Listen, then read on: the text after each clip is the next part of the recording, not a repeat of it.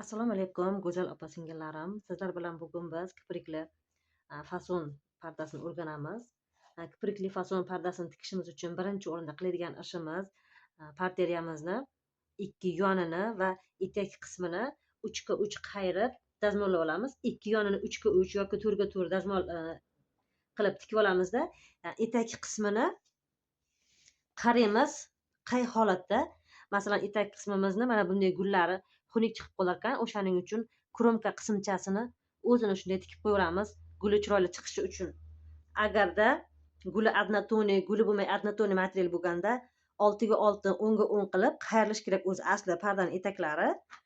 Lekin biz hozir vaziyatdan kelib chiqib kromkani o'zini qayirib qo'ya qolamiz.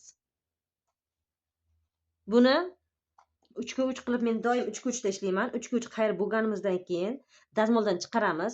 Ikki tarafi ham, ikki yoni ham 3 ga 3 qayrilgan bo'ladi. Qayirib bo'lganimizdan keyin qizlar 12 sm joy belgilaymiz. Uchmaydigan ruchkada 12 sm joy belgilab, xuddi o'sha joydan qayiramiz. Qayirib olamizda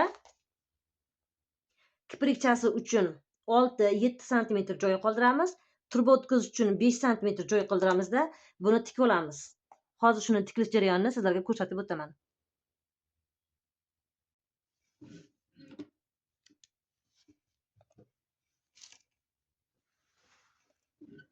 Buni 3 ga 3 yoki 4 ga 4 qilib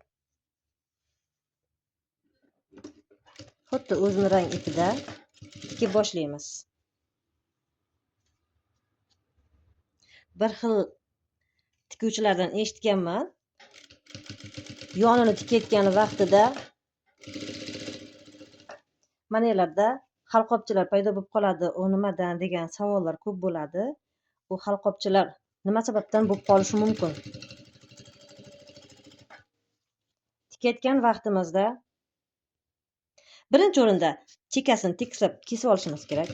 Chekasi to'g'ri tekis kesilmasa ham o'shunaqa halqobchalar bo'lib qolishi mumkin. Keyin materialingiz gazlamangizga qarab, agar gazlamangiz kadifidan, jakartadan, rozabelladan tikayotgan bo'lsak, mana bu tag qismini salgina tortib tikamiz. Lekin hozir men pomboqdan tikyapman. Barxitdan. Bunda tortish shart emas. Buni tikish juda ham qulay, juda ham oson. Mijozdan mana tikuvchini qiynaydigan parda material emas.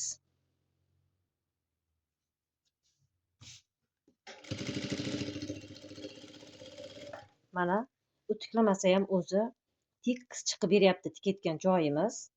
Juda ham yaxshi material. O'shanaqa qilib tikishda davom etamiz oxirigacha.